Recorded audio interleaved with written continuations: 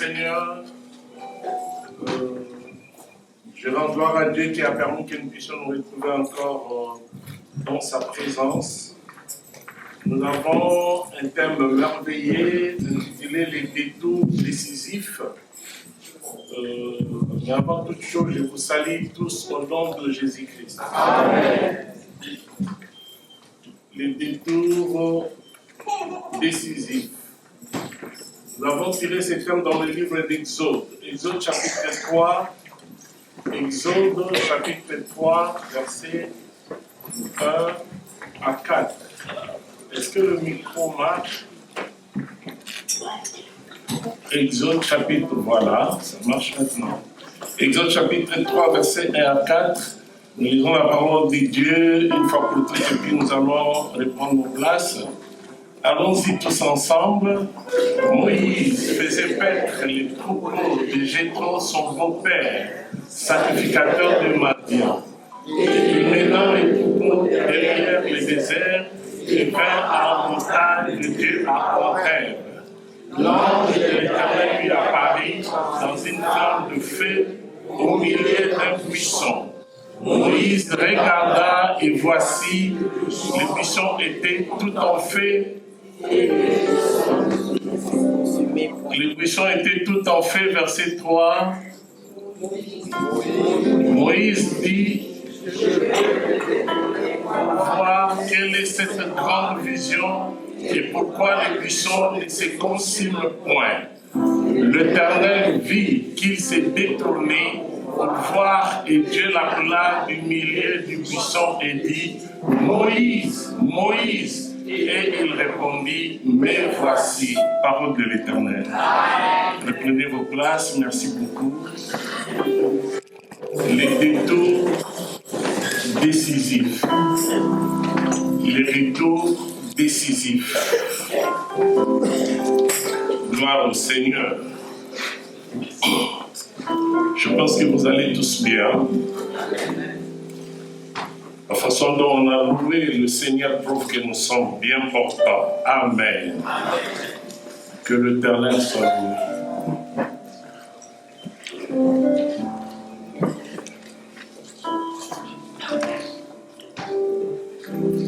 Voilà, un détour décisif. Ça, c'est le thème que nous commençons aujourd'hui à développer, que nous allons continuer avec pendant tout le mois de décembre. C'est le thème de notre marathon. Aujourd'hui, nous introduisons le thème pour notre marathon. Demain, nous commençons notre programme de marathon de 21 jours de jeûne. 21 jours de jeûne. Il y a quelques jours, on avait reçu à la maison quelqu'un qui est venu, un homme de Dieu aussi. Et puis, chaque matin, il préparait les petits déjeuners. Il m'appelait tout simplement, papa, la table est prête. Et je descendais pour prendre le petit déjeuner avec lui. Il y avait des jours où il m'appelle, papa, la table est prête. J'ai dit non, aujourd'hui, moi, je ne mange pas. Un autre jour, papa, la table est prête. Non, moi, aujourd'hui, je ne mange pas. Il était étonné, il a dit, oh, papa aussi jeûne. Oui, papa jeûne. Je fais les jeûnes. Je ne suis pas comme les autres qui obligent le peuple à jeûner et lui-même il mange. Moi, je jeûne avec le peuple de Dieu. Chaque mercredi, je suis en jeûne. Et il y a aussi des jours où je jeûne pour la gloire de Dieu. C'est important de jeûner. Hein? Si vous voulez progresser spirituellement, l'un des secrets, c'est aussi le jeûne. Il ne faut pas manger chaque jour, manger. Hein? C'est pas bien de manger chaque jour. Surtout pour un enfant de Dieu. Il faut avoir des jours où tu te dis, je ne mange pas. C'est vrai qu'il y a plusieurs qui ont des raisons pour dire que le travail que je fais ne me permet pas. Mais depuis, toi, organise-toi par le travail. Pour jeûner aussi, c'est important de jeûner. Nous autres, nous sommes encore forts spirituellement parce que nous observons ce que la Bible nous recommande. Hein? Il faut jeûner, il faut prier. C'est important. Il faut lire la parole de Dieu, c'est important. Amen. En dehors d'être tout ce que tu peux être, tu es aussi un enfant de Dieu. Donc il faut vivre comme un enfant de Dieu. Quelqu'un peut dire un bon amen. Oui, papa aussi jeûne. Quand nous avons jeûne de 21 jours, moi je fais 21 jours. Quand on a jeûne de 15 jours, je fais 15 jours. Papa aussi jeûne. Amen. Gloire à notre Dieu. Gloire au Seigneur. Je vais commencer ce thème aujourd'hui. Parce qu'à la fin, je vais donner les détails comment va se dérouler notre marathon.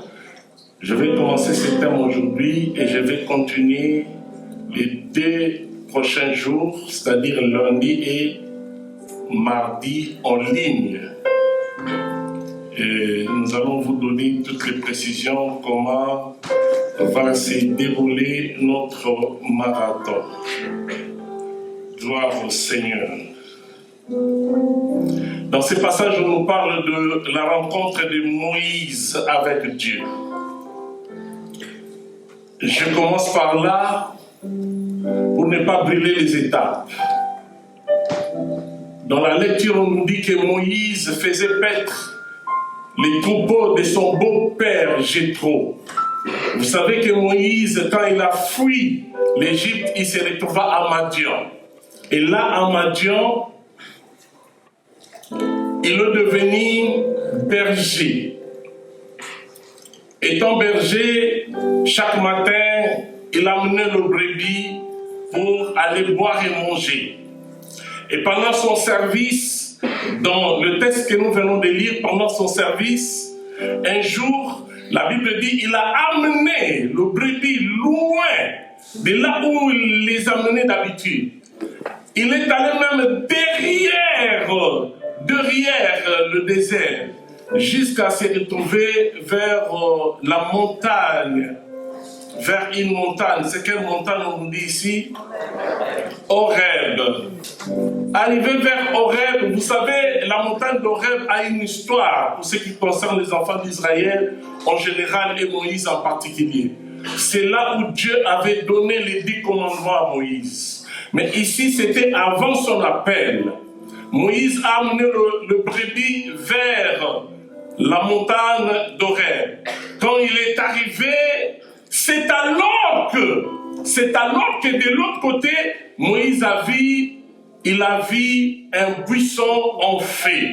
Les buissons, il y a des gens qui confondent quand on parle de buissons. Le buisson, c'est pas le feu. Le buisson, c'est l'arbre. L'arbre en feu, le buisson en feu. Le buisson, c'était cet arbre-là qui était en feu. Quelqu'un peut dire Amen? De loin, Moïse a vu et il a dit, quelle belle vision. Je vais me détourner. Les détours décisifs. Je vais me détourner pour contempler cette vision. C'est là que Moïse s'est détourna. C'est-à-dire, il a laissé là où il était, il se détourna pour aller contempler la vision. La vision était tellement attirante. La vision était tellement belle. Moïse dit non. Je vais aller vers ce fait-là. Je vais aller vers le buisson pour contempler de près. Mais qu'est-ce qui se passe au fait? Moïse était troublé. Moïse était bouleversé et il est allé pour contempler la belle vision. Il s'avançait. Il est arrivé à côté. Il a entendu une voix l'appeler au milieu du feu. La voix qui disait Moïse, Moïse. Et Moïse a répondu, mais voici.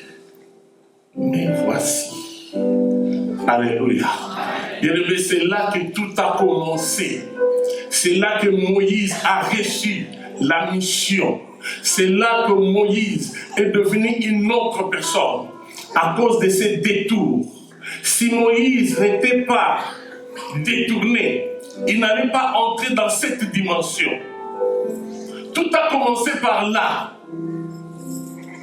Alléluia. Tout a commencé par là.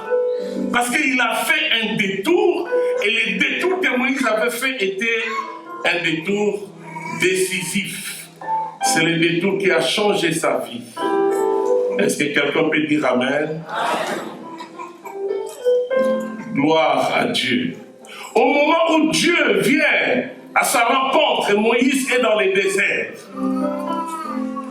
Il est dans le désert au sens propre, comme au sens figuré. Il était vraiment dans le désert.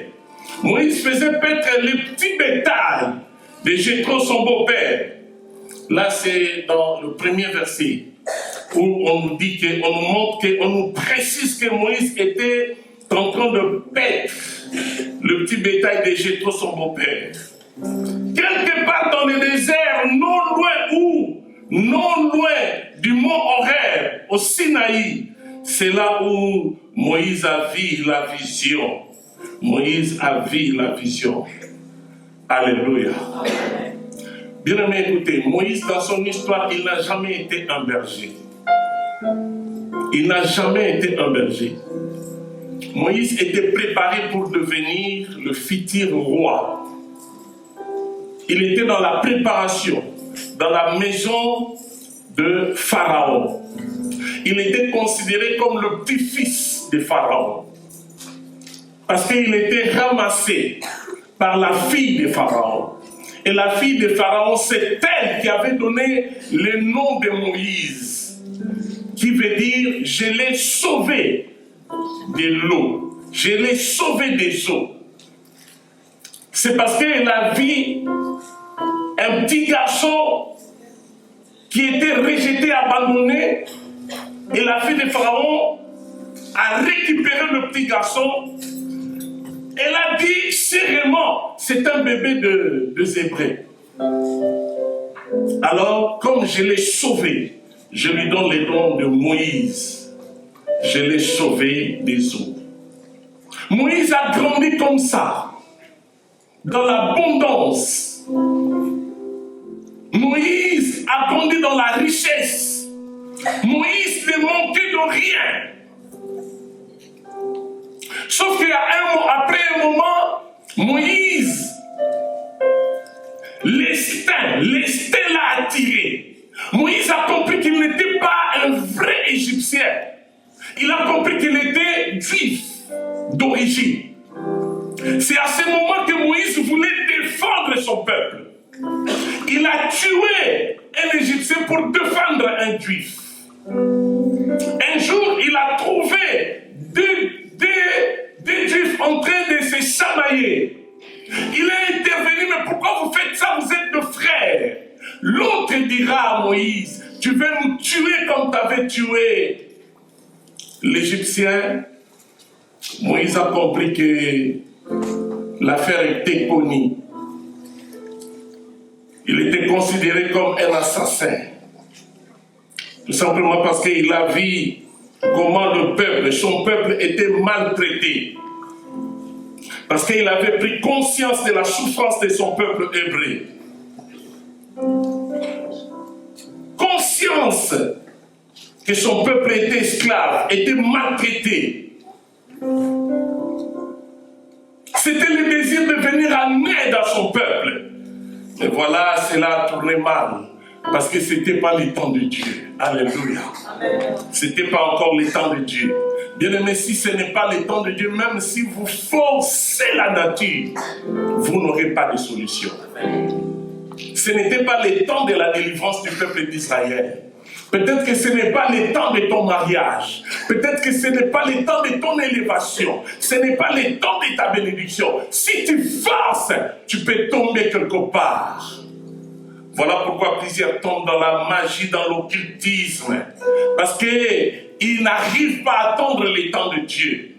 Moïse n'a pas pu attendre le temps de Dieu. Il a agi par lui-même. Il a agi par pitié. Il a agi par zèle. Mais voilà, il est devenu assassin. Mais des années après, le voilà seul dans le désert. Il se retrouve dans le désert seul. Moïse, bien-aimé dans le Seigneur, il a tout perdu. Il a perdu premièrement la vie royale parce qu'il était considéré comme le petit-fils du roi. Il a perdu ça. Il a aussi perdu le lien avec son peuple. Il n'était plus attaché avec le peuple d'Israël qui l'ont considéré comme assassin. Oh, bien-aimé dans le Seigneur, quelle tristesse pour cet homme qui voulait faire du bien. Il nous arrive à chercher à faire du bien, mais nous agissons mal. Alléluia. Est-ce que quelqu'un peut dire un bon amen? Et Moïse est devenu berger. Oh, bien-aimé dans le Seigneur, il a quitté la position qu'il avait d'un prince pour devenir un berger. Moïse ne gardait pas son propre troupeau, mais c'était le troupeau de quelqu'un. Il est devenu travailleur, serviteur d'un homme qui n'était pas assez riche. Moïse pouvait avoir plus que ce que Jéthro avait. Mais voilà, il se retrouve serviteur d'un homme qui n'était pas riche. Regarde d'où est venu Moïse et où il est arrivé. Il ne faut pas être pressé dans la vie. Il faut attendre, il faut savoir attendre le temps de Dieu. C'est important. Il avait le désir de faire la justice, de changer les choses. Mais voilà, tout à coup, il voit comme une vision, là où il était en train de paître les brebis. Il voit comme une vision qui se décide de faire un détour. C'était à cause de cette vision que Moïse a dit, je vais me détourner pour contempler cette vision. Alléluia. Alors écoutez bien aimés dans le Seigneur, les détours qu'avait fait Moïse, les détours que Moïse avait fait ou qu'avait fait Moïse étaient un changement de direction. Les détours de Moïse ici étaient un changement de direction en vue de prendre une nouvelle orientation et une bonne information. Voilà, il a changé de direction. Il voulait prendre une bonne information dans le but de bien comprendre ce qu'il a tiré. Il voulait comprendre qu'est-ce qui se passe, qu'est-ce qui fait que le buisson est en feu. Mais le buisson ne se consume pas, le buisson ne se brûle pas. Voilà pourquoi Moïse a changé de direction. Alléluia. Bref, s'il faut définir les détours décisifs, nous allons dire un détour, dans ces cas, le fait de changer de position pour se présenter face à quelqu'un ou à quelque chose.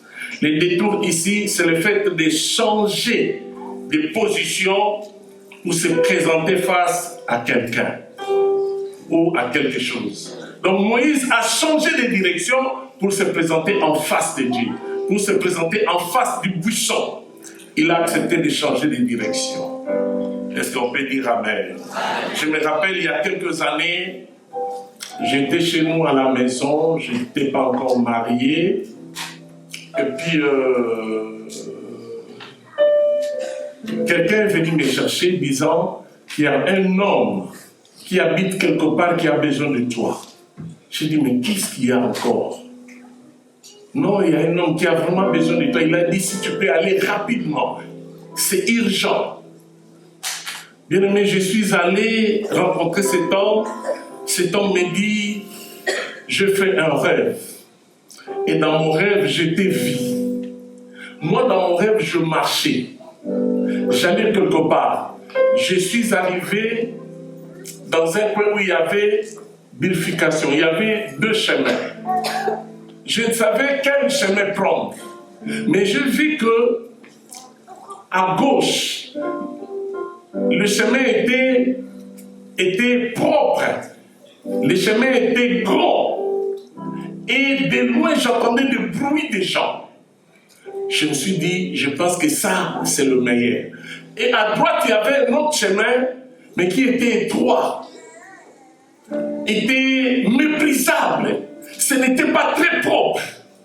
J'ai dit non, je ne vais pas aller à droite, je préfère aller à gauche. Il est allé à gauche. Mais pendant qu'il marchait, il a progressé. Il a entendu une voix appeler son nom. Innocent, il s'appelait Innocent. Innocent, Innocent. Il a dit, mais moi j'ai choisi mon chemin. Mais qui est celui qui m'appelle? Innocent, Innocent. Il se détourne pour regarder, c'était moi. Je l'appelais dans son songe. Innocent dit, mais qu'est-ce que tu me fais? Pourquoi tu m'appelles? J'ai choisi déjà ma direction. Je lui ai dit, non, ce n'est pas un bon chemin. Reviens. Le bon, c'est l'autre. Reviens. Tu es en train de te perdre là. Il est retourné pour venir là où j'étais. Moi, j'étais entre les deux chemins. Il est retourné pour arriver là où j'étais. Et il a sursauté dans son sommeil. Voilà pourquoi il me cherchait. Il me cherchait disant, j'ai vu le pasteur Lang dans mon songe. Mais qu'est-ce qu'il est venu faire dans mon songe? Moi, je voulais progresser, mais à cause de lui, je suis rentré là où j'étais. J'ai dit à cet homme, heureusement que tu avais écouté ma voix. Le chemin que tu avais pris, c'était un mauvais chemin. Je lui ai donné un verset de Matthieu qui dit le chemin étroit, c'est le chemin qui mène à la vie. Le chemin grand, c'est le chemin qui mène à la perdition. Tu as bien fait de rentrer et d'écouter ma voix. Bien-aimé, les détours fera que nous puissions entrer dans notre destinée. Amen. Si tu ne fais pas les détours, tu es en train de te perdre. Tu es en train d'aller là où il y a la mort devant toi. Là où il y a la malédiction devant toi. Mais tu penses que c'est le vrai chemin. Tu penses que c'est le chemin favorable pour toi. Je vais dire à quelqu'un, le chemin que tu es en train de suivre n'est pas un bon chemin. Tu dois reculer. Tu dois faire un détour pour suivre l'autre chemin. Alléluia. Amen.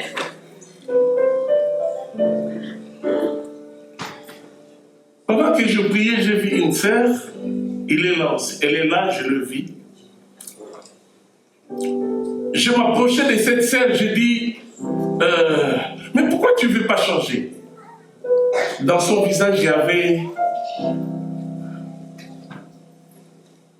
une masque. J'ai enlevé. Et puis je vis le visage de la sœur.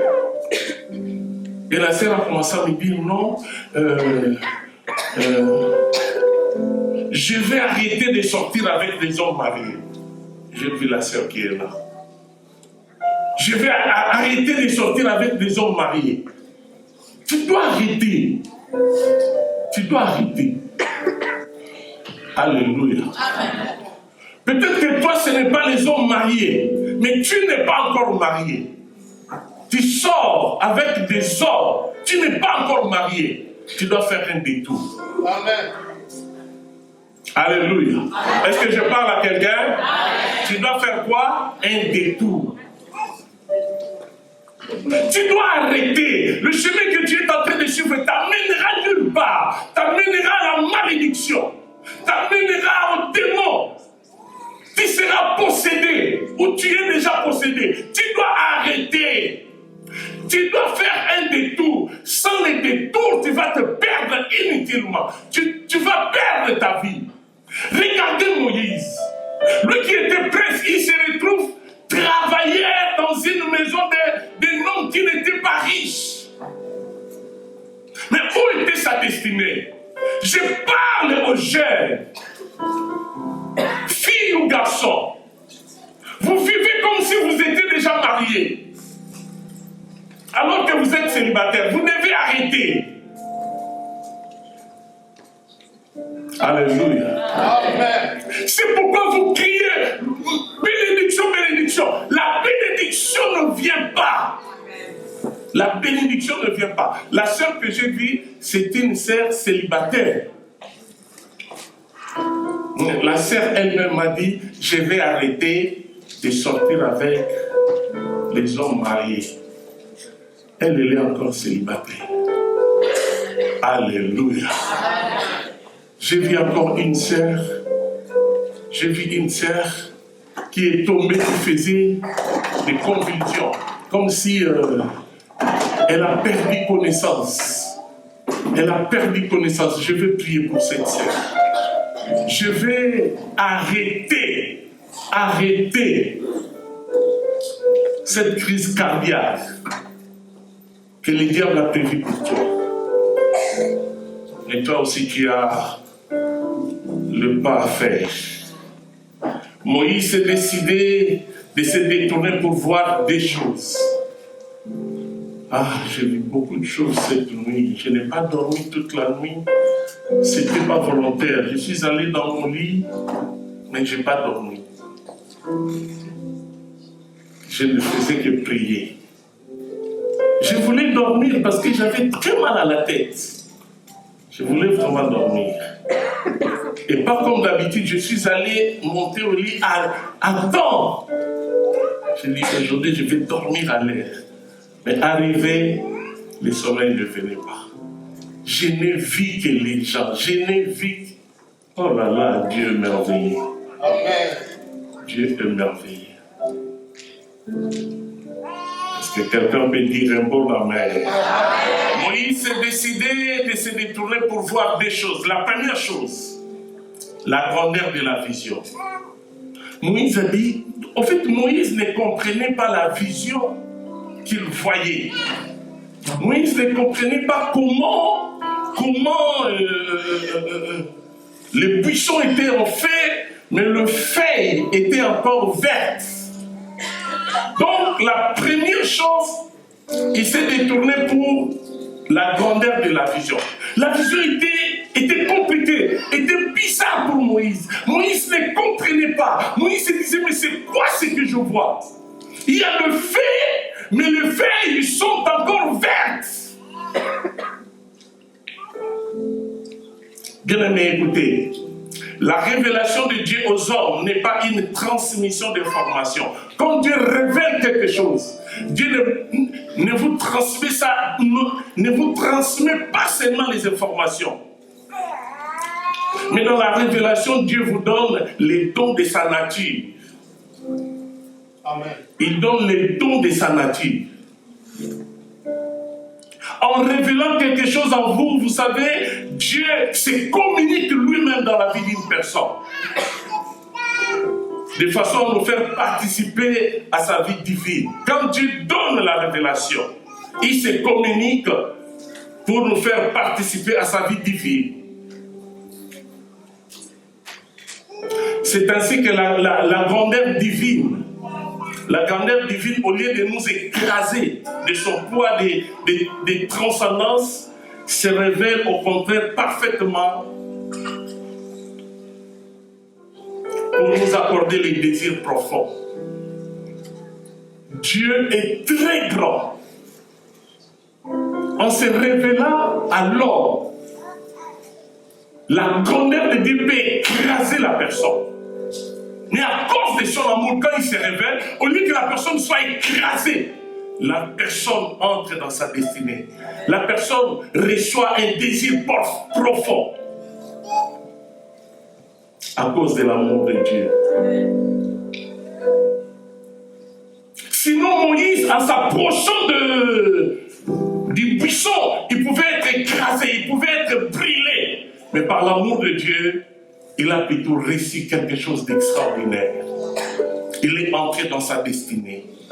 Les détours décisifs peuvent te faire entrer dans ta destinée.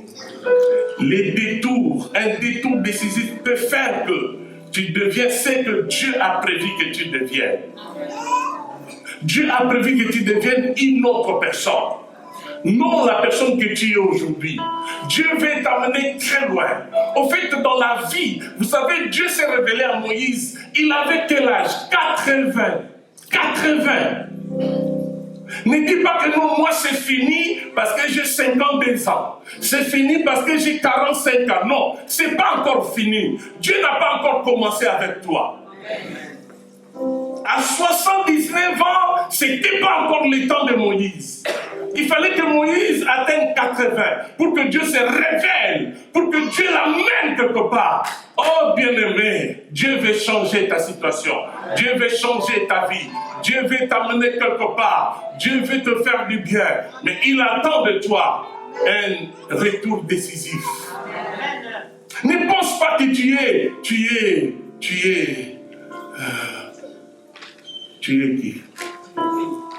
Ne pense pas que tu es un gangster. Ne pense pas que tu es une personne très forte. Non. Ce que tu es aujourd'hui n'est pas ce que Dieu veut pour toi. Dieu veut t'amener quelque part. Dieu veut t'amener très loin. Dieu veut changer ta situation. J'ai dit que ta vie ne se terminera pas comme tu es aujourd'hui. Est-ce que quelqu'un peut dire Amen? Je dis que ta vie ne se terminera pas comme tu es aujourd'hui. Quel que soit l'âge que tu as, Dieu a encore un plan merveilleux pour toi. Quel que soit ton âge, Dieu veut t'amener quelque part. Dieu veut t'amener plus loin que là où tu es aujourd'hui. Et c'est encore possible.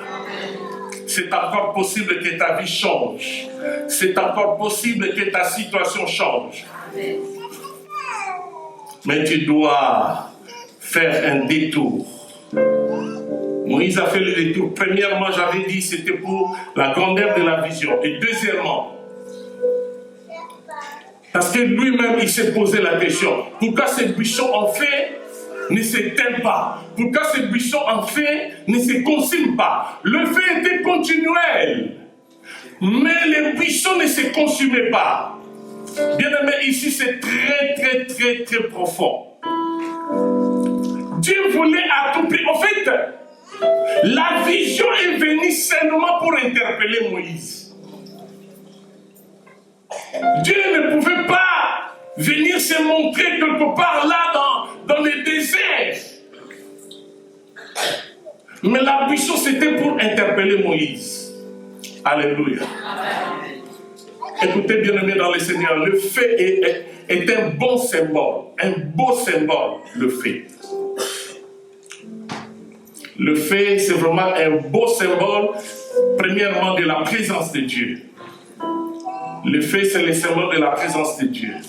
Le fait éclaire. Le fait réchauffe. Le fait purifie. Dans le cas de l'or, il faut qu'il passe par le feu pour qu'il soit purifié. Mais le feu peut être aussi, le feu peut aussi être négatif. Le feu peut brûler. Brûler au point que vous avez très mal, vous pouvez vous retrouver à l'hôpital, vous pouvez même mourir. Il y a des gens qui meurent à cause des incendies. Le feu peut amener à la mort. Mais dans l'évangile, dans la parole de Dieu, quand on parle de feu, on nous montre plus les côtés positifs du feu. Et surtout le feu de Dieu, on nous montre plus les côtés positifs.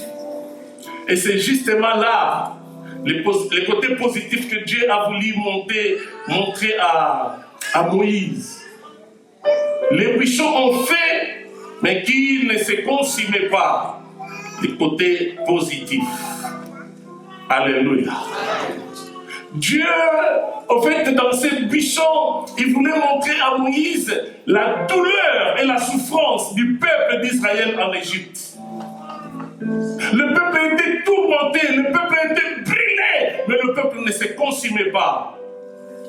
C'est pourquoi si nous voyons dans la Bible, vous verrez que dans la fournaise, il y avait le feu, les Meshach, Shadrach et Abednego ne se sont pas consumés malgré le feu. Et dans cette vision, Moïse cherche à comprendre quelque chose. Mais il fallait qu'il se détourne. Parce que de loin, la vision allait rester un mystère pour la vie de cet homme. Il fallait qu'il se détourne. Bien aimé, il y a des choses grandioses que Dieu a prévues pour toi. Mais sans les détours, tu tu ne vivras pas ces choses. Sans les détours, tu ne comprendras pas ces choses. Ne pense pas que ce que tu es, c'est la fin de ta vie. Dieu a encore beaucoup de choses pour toi. Dieu veut encore t'amener plus loin. Dieu veut encore accomplir de très grandes choses dans ta vie. Ne te limite pas là où tu es. Fonce encore. Fais un détour et tu entreras dans ta destinée. Tu recevras ce que Dieu a prévu pour toi. Il te faut un détour. Quelqu'un peut dire Amen. Tu n'as pas encore commencé ta vie. Tu n'as pas encore commencé. Dieu veut t'emmener quelque part. À 75 ans, pour Dieu, ce n'était pas encore le temps pour Moïse. Et vous verrez, vous pouvez voir aussi même la vie d'Abraham. Quand est-ce que Dieu s'est manifesté dans la vie d'Abraham? À 75 ans. Alléluia. Moi, je pense que moi aussi, à 75 ans, je vais devenir une autre personne. Alléluia. Avant, on me disait, Dieu est capable de te faire entrer quelque part quand tu auras 50 ans. C'est vrai que dans mes 50 ans, j'ai vu encore la gloire de Dieu. Si 75 ans c'est trop loin, même à 65 ans, je vais encore avoir une autre dimension. Parce que là, j'espère qu'on aura déjà notre salle plus grande que celle-ci. Et on va encore faire des grandes choses avec Dieu. Ah, je croyais qu'il était allé acclamer le Seigneur. Il faut être un homme de foi, une femme de foi. Vous savez, un homme de foi ne désespère jamais, quelle que soit la réalité. Moïse s'est posé des questions, mais qu'est-ce que je vais devenir? Moi qui étais un prince, me voici dans la forêt, dans le désert, avec le troupeau. Mais où est ma vie d'avant? Qu'est-ce qui a fait que je me retrouve dans cette situation? Peut-être que tu te poses aussi des questions. Mais j'ai dit que Dieu a un plan merveilleux pour toi. Alléluia. Si les blocages viennent du diable, Dieu va effrayer un chemin pour toi. Il va frayer un chemin pour toi pour que tu puisses passer et aller de l'autre côté. Il te faut seulement un détour décisif. C'est-à-dire qu'il faut que tu prennes une décision. Il faut que tu te dises, j'en ai marre de cette vie. Je ne veux pas rester comme ça. Parce que Dieu t'a destiné à être la tête et non la tête. Est-ce que les têtes sont là? Tu as été destiné à être la tête. Tu n'es pas venu accompagner les autres, mais tu es la tête de ta vie. Tu dois réussir dans ta vie. Tu dois faire de grandes choses. Il te faut seulement un détour décisif et tu entreras dans ta destinée. Non, tu ne mourras pas comme ça. Voilà pourquoi David a dit, je ne mourrai pas, je vivrai et je témoignerai le merveille de Dieu. Cette parole est aussi pour toi. Est-ce que tu peux frapper ta patrie? Dis, c'est pour moi. Ah, dis-le bien, cette parole est pour moi. Dis, je ne mourrai pas, je vivrai et je témoignerai le merveille de Dieu. Tu verras des grandes choses dans ta vie. Si tu es encore vivant jusqu'aujourd'hui, c'est parce que Dieu a un plan extraordinaire pour toi. Les plans de Dieu pour toi n'est pas pour une autre personne. Les plans de Dieu pour toi n'échouera jamais. Avant ta mort, tu entreras dans ta destinée et tu vivras l'accomplissement de ce plan que Dieu a prévu pour toi. Tu n'es pas n'importe qui. Je suis venu te dire que tu n'es pas n'importe qui. Moi, j'aime pas ce langage de prédicateur. Parce qu'une personne a utilisé ce langage, c'est tout le prédicateur, je vais te choquer. Mais choquer pourquoi? Il faut dire, je vais te donner une révélation. Ne dis pas, je vais te choquer. Moi, je ne suis pas là pour choquer, mais je suis pour édifier. Alléluia! Je n'ai pas été appelé pour choquer les gens, j'ai été appelé pour édifier, pour redonner l'espoir, pour amener de l'avant. Je dis que je suis venu pour t'amener quelque part. Tu réussiras dans ta vie parce que tu as été créé pour régner. N'accepte pas d'être destitué. Dis, tu régneras. Dis-le bien, tu régneras. Dis-le. Amen. Je croyais que tu allais dire tu régneras. Si tu disais tu régneras, tu allais dire pour moi, tu régneras. Toi-même, tu dois dire je régnerai.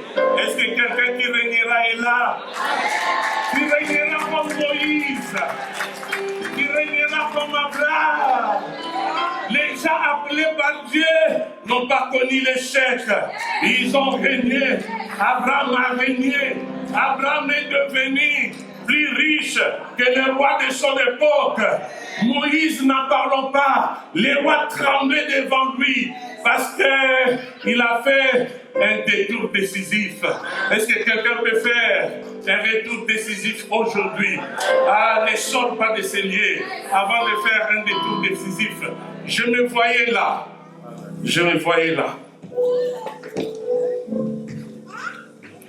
Je me voyais là. Et là, partout, il y avait des gens à genoux. Parce que j'avais dit, prenez cet endroit comme le buisson. Venez. Et puis Dieu m'a dit, ce n'est pas le buisson, c'est la croix. Prenez cet endroit comme la croix et venez. J'ai vu les gens en train de prier en pleurant pour prendre un détour décisif. Alléluia. Est-ce qu'il y a des gens qui ont avec leur carte de séjour? Vous avez votre carte de séjour, carte d'identité. Vous pouvez faire ça. J'aurai besoin de vous. Vous allez passer devant et tous ceux qui n'ont pas encore été régularisés vont passer. Tu vas faire toucher ta carte à une personne qui n'est pas régularisée. Et nous allons vivre les transferts. Nous allons vivre les transferts. Bien aimé, l'année prochaine, ça sera une année extraordinaire. Plusieurs seront régularisés. Alléluia. Alléluia. Les choses vont changer. On va faire les transferts. Ah, merci la sœur Julie qui apprête déjà sa carte de séjour. Hein? N'aie pas peur de passer devant si tu n'as pas encore le papier. Ça va se faire aujourd'hui. Ça va marcher. Ça sera un détour décisif pour toi. Oh, je voyais les gens venir. Ne te retiens pas quand l'heure viendra. Quand l'heure viendra, on va chanter. Pendant qu'on chantera, vous allez venir pour faire les retours décisifs. Vous savez, on va chanter. La détresse, j'ai crié à l'Éternel. Je parlais à mon pareil. Je dois laisser à ma Éternel.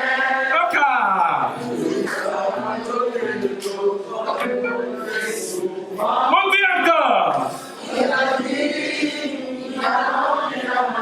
Oh, cette chanson m'est venue, mais moi je ne la connais pas. Vous allez chanter à ma place. Oh mon Jésus, c'est tellement bon. Oh mon Jésus, c'est tellement bon. La suite.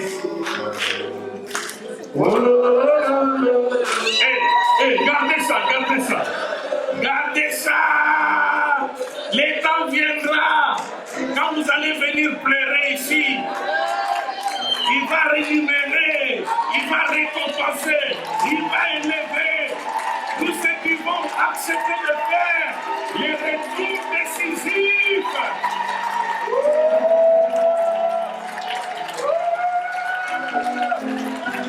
Gloire à Dieu! Ça va être chaud!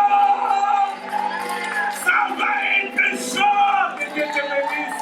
Les choses vont changer! Ta vie va changer! Tu ne seras plus la même personne! Par l'autorité et le pouvoir que j'ai reçu de Jésus, je veux briser la porte de la malédiction! Alléluia! Là où tu étais retenu dans la prison, au nom de Jésus, tu vas sortir de cette prison. God bless you. God bless you. Merci. Alléluia! Tu vas sortir de la prison. Vous savez, si l'autel érigé par tes parents a amené la malédiction dans la vie, dans ta vie, le Père spirituel est capable de détruire cette malédiction. Ah, la malédiction quittera ta vie aujourd'hui. Les blocages quitteront ta vie aujourd'hui. La maladie quittera ta vie aujourd'hui. Et ça, ce n'est qu'une prédiction. Et pendant le 21 jour, les choses ne seront plus les mêmes. Je parle de plusieurs choses. Les choses ne seront plus les mêmes. Dieu va toucher la vie d'une personne. Dieu va consoler une personne. Dieu va changer la vie d'une personne. Oh, gloire à Dieu. Gloire à Dieu. Gloire au Seigneur. Alléluia.